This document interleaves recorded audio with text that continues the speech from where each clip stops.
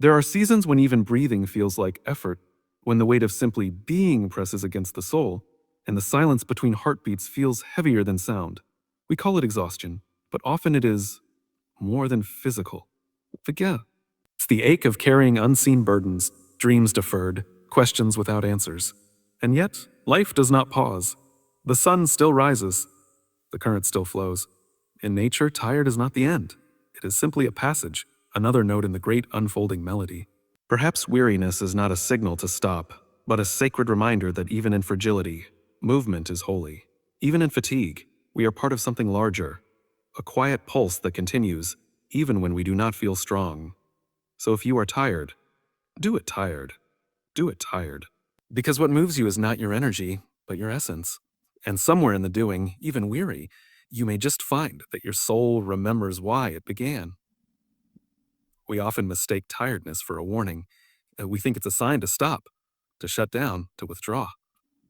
And yes, sometimes that's exactly what it is, a necessary pause, a call to rest. But more often, especially when we're working towards something meaningful, tiredness isn't a sign that something is wrong. It's a sign that we're in it, that we're showing up, that we're engaged in the hard, holy work of becoming. Fatigue doesn't always come from failure. Sometimes it's what follows effort. Deep, consistent, soul-level effort. It's the ache in your chest that says you've cared. The heaviness in your legs that says you've carried something important.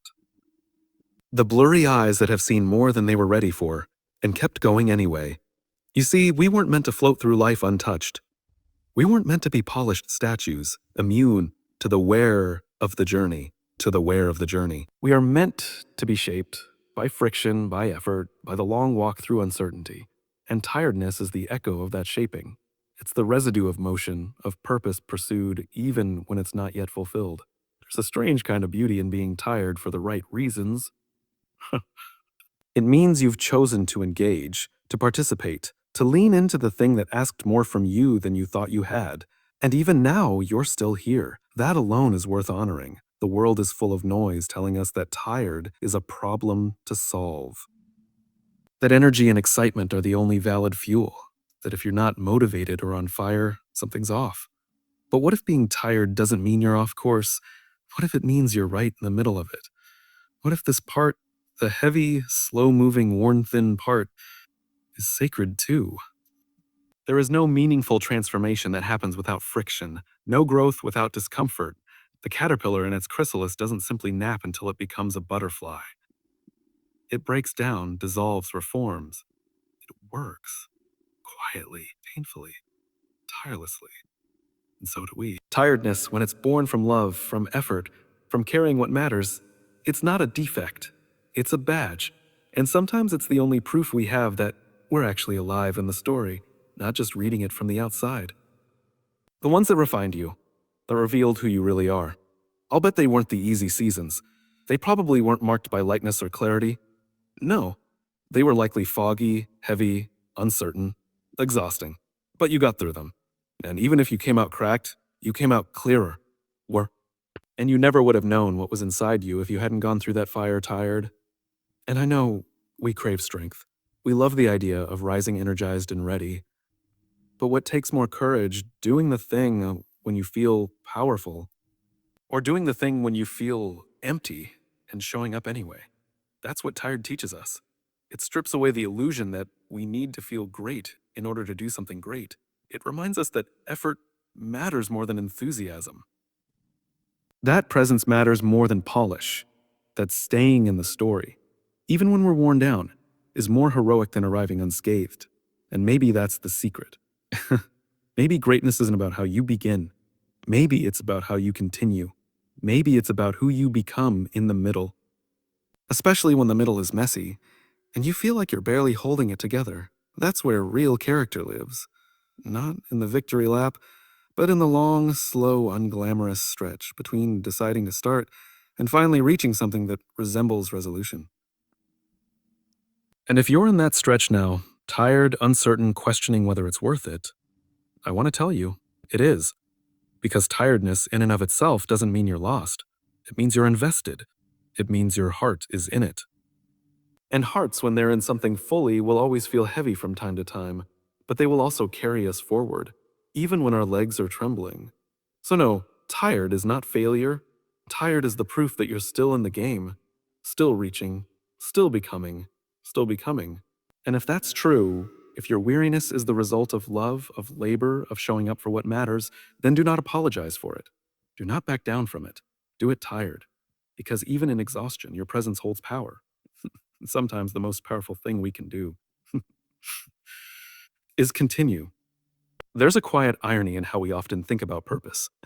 We imagine it coming to us like a flash of lightning, sudden, clear, undeniable.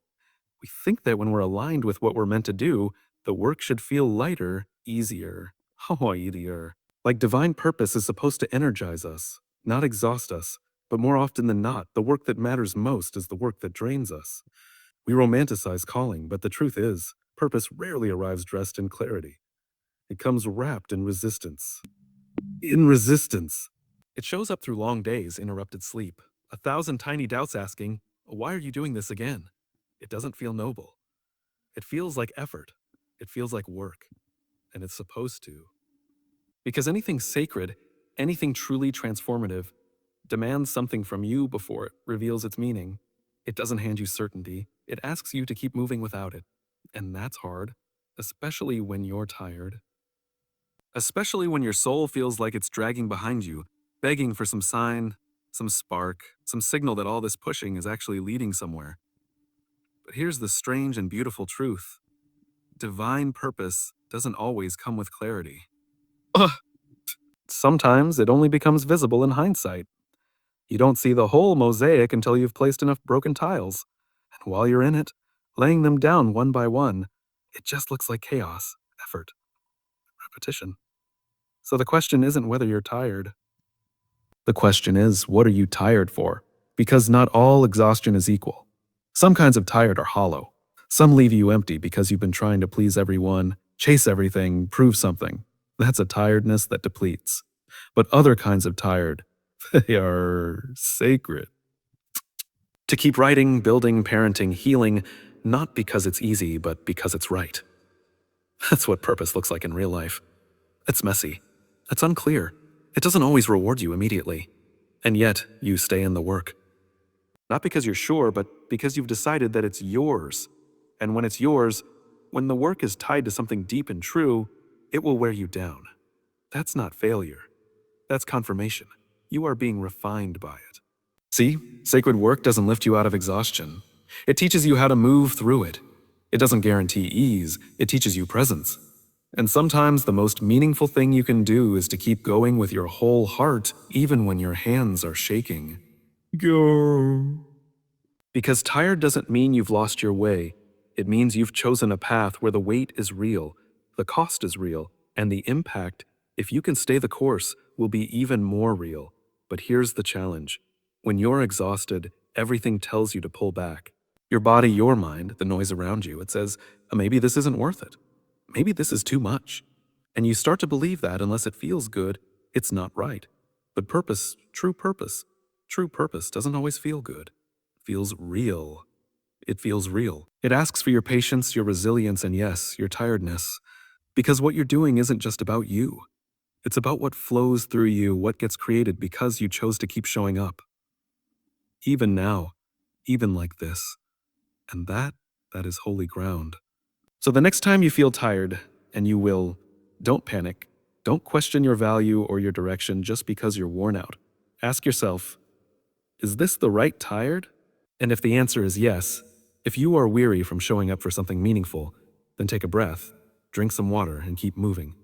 Because sacred work will sometimes feel like exhaustion before it feels like revelation. And the work worth doing will cost you a piece of yourself. But what you gain, what you become, is something no comfort ever could have given you. So when purpose asks for more than you feel you have left, give it anyway. That's how you turn tired into transformation. We spend so much of our lives waiting for the right moment, the perfect alignment. Enough sleep, enough time, enough clarity. We tell ourselves we'll move when we're ready, when the path is visible, when the energy returns, when the motivation rises back up like a wave. But what if that moment never arrives? What if the waiting is not a pause but a prison? Because here's something no one really tells you: readiness is a myth. We aren't wired to feel completely prepared for the moments that matter. We grow into them. And sometimes the growth only happens after we begin. After we've said yes, even while our knees are shaking. After we've stepped forward, uncertain, tired, unsure, and still committed. What we call a motivation is often just momentum in disguise. It's not a prerequisite, it's a byproduct. And we don't generate it by standing still. We generate it by moving anyway, by showing up even when the conditions are less than ideal, especially when they are. Tiredness has this strange way of convincing us that we should wait. That rest is the requirement for action. But sometimes it's the other way around. Sometimes the act of doing is what restores us. The motion itself wakes something back up. There's a clarity that only arrives while we're moving, not before. Think about it. The first steps of anything worthwhile are rarely graceful. They're messy, heavy, or eureka, incomplete. But it's in the movement that we adjust, that we learn, that we remember why we began. And it's in the act of continuing that we reclaim energy we thought was gone for good. But when we hold off, when we wait for the return of ease before we move again, we fall into this quiet trap. A kind of stillness that masquerades as wisdom, but is really just fear. Fear dressed up as logic. And slowly, without realizing it, we teach ourselves that discomfort is a reason to delay, that imperfection is a reason to stop. But fatigue is not a sign to retreat, and a sign to retreat. It's often just a companion on the road of effort, a signal that you're investing something, that you're building something, that you're in it. The question isn't, am I tired? The question is, can I keep going even with the weight I carry, not recklessly, not self-destructively, but deliberately, intentionally, with the quiet courage that says, I will not let this moment pass just because it doesn't feel convenient. See, the challenge is not to find a life where you're never tired. That doesn't exist. The challenge is to discern which efforts are worth your weariness. To know what matters so deeply to you that even your exhaustion won't stop you from reaching for it. And often, the people we admire most, the ones we look to as examples of resilience, leadership, impact, weren't operating at full capacity when they made the choices that shaped their legacy. They were tired, afraid, doubtful, but they kept moving. They trusted the practice of showing up more than the feeling of being ready. We underestimate the power of simply continuing. We think impact is loud and bold and obvious, but sometimes it's quiet. Sometimes it looks like persistence. Sometimes it's just the decision to take the next right step, not because you're confident, but because you're committed. And commitment is often revealed not in how we act when we're inspired, but in how we move when we're not. So if you're sitting there waiting to feel rested enough, clear enough, ready enough, maybe ask a different question. Ask, what would happen if I moved anyway? What if you wrote the thing, started the call, opened the door, even with tired eyes and a heavy heart? Because what if that moment, the one you almost skipped, is the one where everything shifts? What if your breakthrough doesn't wait for your perfect energy? What if your defining moment isn't behind you or ahead of you, but hiding right now, beneath your reluctance, behind your exhaustion, beneath the thin veil of excuses that sound a lot like logic? You don't need to feel ready to move. You just need to remember what you're moving toward. And if what's waiting on the other side matters, if it has meaning for you, for someone you love, for the person you're becoming, then show up. Even if you're tired. Especially if you're tired. Especially if you're tired. Because movement creates its own momentum. And the longer you wait, the heavier everything becomes. Not because the task got harder, but because the delay got louder. So take the step. Do the thing. Even like this. Even now. And let your tired body carry the soul that remembers what it's here to do. We live in a world that glorifies arrival, the finish line, the outcome, the before and after photo. But what if the real transformation isn't in the arrival at all? In the rhythm we find along the way? We often think of endurance as a trait of the strong, the ones with energy to spare, the ones who have their lives together. But real endurance, true endurance, is forged in the lives of those who don't feel ready, those who show up again and again, not because they feel powerful, but because they have chosen to remain faithful to something bigger than comfort. It's easy to move when things are light, when the winds are behind you. But what about when it's heavy? When your legs ache, your eyes blur, and everything in you wants to sit down and say, "Not today"? That's the moment where you meet the truth of your rhythm. Not your pace, not your performance, but your promise to keep going. See? Rhythm isn't about speed. It's about returning, about choosing again and again to keep stepping forward, even when every part of you is begging for a reason. Uh, not to? Um, a reason not to. Rhythm is where we learn that we are not machines designed to operate at peak capacity, but living, breathing beings capable of recalibrating with grace. And when you're tired, it's not about pushing harder. It's about listening closer. Listening to the beat underneath the noise, the one your soul remembers even when your body forgets. That quiet, steady pulse that says, you are still in it. You are still becoming. There's something sacred about finding your own tempo. The world will try to rush you, shame you, tell you that your pace is too slow, too strange, too uncertain. But what if you trusted that your steps, even the unsteady ones, are part of something divinely timed? You don't need to march to the rhythm of someone else's drum.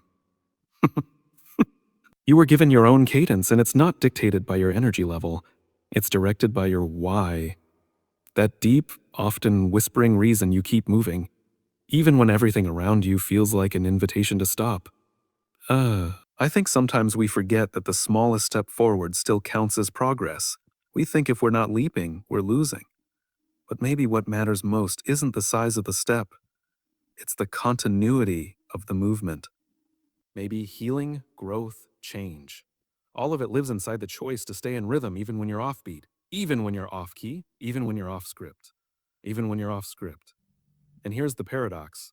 When you honor your rhythm, you often outlast the ones sprinting ahead, because endurance isn't flashy. It doesn't always get applause. It happens in the dark mornings, the quiet recommitments, the quiet yeses when no one is watching.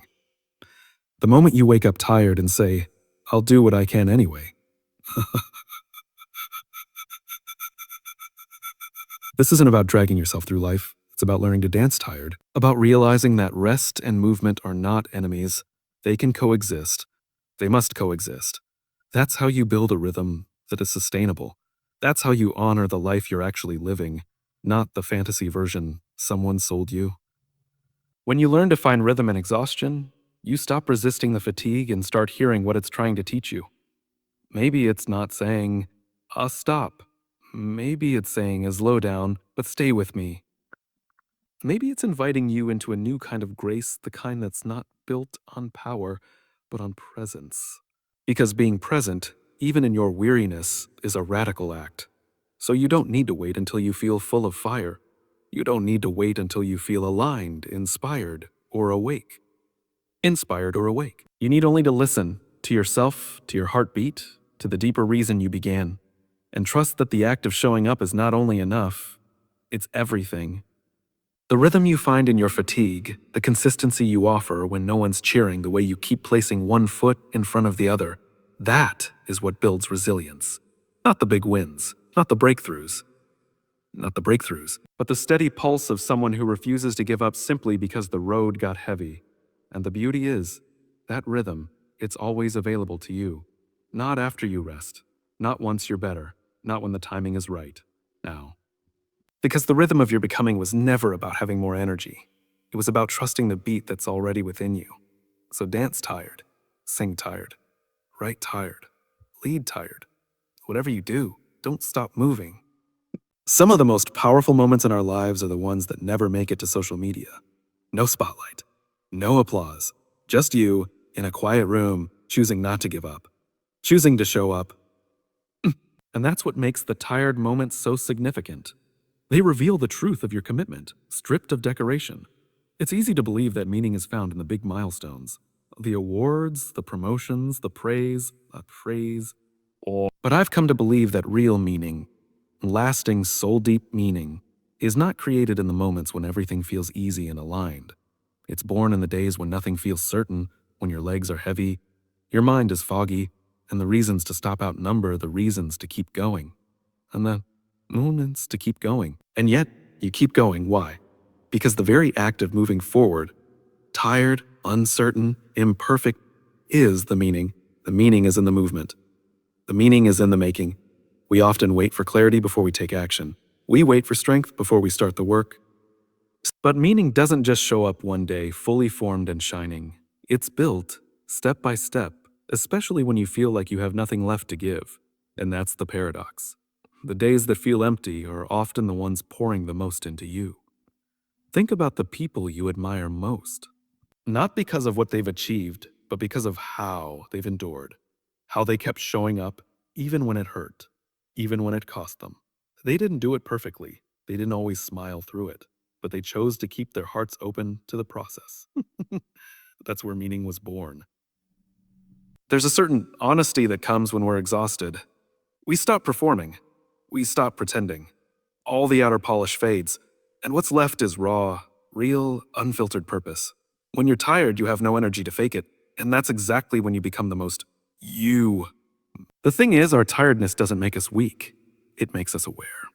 Aware of what truly matters. Aware of where our energy is going. Aware of the cost of continuing and also the cost of stopping. And sometimes that clarity is the greatest gift. But let's be honest, continuing when you're tired doesn't always feel noble. It feels like dragging, like whispering at just one more step under your breath. It's not poetic in the moment. It's messy. It's quiet. But that's where the sacred work is happening. That's where the scaffolding of your future self is being built. Doing it tired doesn't mean doing it recklessly. It means doing it mindfully. It means realizing that even in this depleted state, your effort still matters. Your presence still matters. Your steps, however small, still echo. You begin to see that you are not separate from the meaning you seek. You are the meaning. Every time you make the choice to lean into your values instead of your excuses, you're shaping something beautiful. You're proving not to the world, but to yourself, that you can trust your own resilience. And slowly, meaning stops being something you chase and becomes something you carry. You carry it into every tired morning, every difficult conversation, every unfinished project. You carry it not because it's easy, but because it's yours. So often we think meaning is something we'll discover once we get through this, once we're rested, once the storm passes. But what if it's here, right now, in the weight of your weariness? What if this tired version of you is actually closest to the truth? Maybe your deepest purpose is being revealed not in the perfect moments, but in the imperfect ones. Not in the celebrations, but in the choices no one sees. Maybe your legacy is being built in real time. Every time you decide to live your values, even when it's inconvenient, you don't need to be overflowing with energy to make an impact.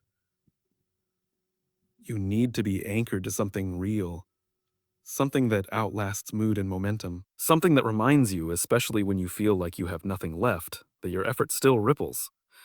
Meaning doesn't always feel like a lightning bolt. Sometimes it feels like getting up one more time, like writing one more page. Like having the hard conversation or sitting in the silence long enough to hear your own heartbeat. If you wait for the perfect moment to start living with meaning, you'll wait forever. But if you choose to find meaning in the moment, even the tired ones, you'll never run out of purpose. So don't wait to feel ready. Don't wait to feel strong. Just bring what you have, all of it, even the weary, worn out parts. Because meaning isn't something you stumble upon when you're rested and radiant. Meaning is something you make, right here, right now, even tired. We live in a culture that keeps telling us to rest first. Wait until you feel better. Just take a break. Or, I'm all for rest. Deep rest. Intentional rest. But here's the truth nobody talks about. Sometimes rest isn't an option. Sometimes the task still needs doing. The kids still need feeding. The deadline still needs meeting. The dream still needs building. Life doesn't always wait for you to feel refreshed. So what do you do when you're depleted but the mission is still calling? You do it tired, not recklessly, not resentfully. But honestly, you bring your whole, worn-out self to the work. Not because you're trying to prove something, but because there's something within you that matters more than your mood. That's the shift. Because when we tell ourselves, I'll come back to this when I'm energized, that often turns into never. Or maybe next week. Or maybe after the next burnout cycle. When you learn to take action even in fatigue, especially in fatigue, what you're really doing is breaking the lie that you need to be at 100% in order to be useful. You don't. The truth is, the willingness to show up when you're at 40% or 30% or even less, that's what builds momentum. That's what builds trust in yourself. Because now, you're no longer depending on your feelings to do what needs to be done. You're anchored to something deeper, a reason, a vision, a responsibility that transcends the temporary state of being tired. And the more you do that, the more you discover. Even when you're tired, you're still powerful. Maybe not in the loud, high energy, let's go conquer the world kind of way, but in the quiet, focused, deeply committed kind of way. The kind of power that doesn't need to shout. It just continues. The irony is, sometimes your best work comes out when you're tired. Because when you're tired, your ego is quiet. You stop overthinking. You stop worrying about how it'll be received. You just create. You just speak. You just move. Raw, honest, real. The edges are softer. The voice is truer. And when people encounter you in that state, they see the humanness in you. They don't see a polished machine who's got it all together. They see someone who's real, who's navigating the same terrain they are. And in that shared exhaustion, something sacred happens. Connection. That's the thing. Doing it tired doesn't isolate you. It actually invites people in. Says, hey, I'm still here. I'm still in this with you. I didn't quit. And neither should you. But to get to that place, you have to let go of the idea that you need permission to begin. You don't need permission to act when you're tired. When you're tired, you need conviction. And conviction isn't about how loud you are, it's about how sure you are. I know it's tempting to say, I'll wait until Monday. I'll wait until I've caught up on sleep. I'll wait until I feel a little more like myself. But sometimes the most powerful thing you can do is not wait. Sometimes the most courageous thing you can do is to move while you're still messy. Still uncertain, still exhausted. Because here's the truth most people won't tell you. The more you act while tired, the more you become the kind of person who can be trusted to move under pressure. And that kind of person doesn't just succeed, they lead. Oh, think about the people who've inspired you. Not the ones who always looked well-rested and in control. The ones who pressed on through adversity. Who showed up when it would have been easier to disappear? Who didn't use tiredness as a reason to step away, but as a reminder that their presence mattered more than ever? So no, you don't need to be perfect. You don't need to be glowing or overflowing or you don't need to be glowing or overflowing or performing. You just need to be present. Doing it tired is a quiet kind of courage. It's not flashy. It doesn't get posted, but it changes lives, yours and the people who watch you keep going. And that choice, repeated over time, is what turns tired people into legends. So when you feel like you have nothing left in the tank, just remember, you don't need everything. You just need enough to take the next step. And then the next. And then the next. And then the next. And eventually, you'll look back and realize that what built your life wasn't the moments you felt strong. It was the moments you decided to move, even tired,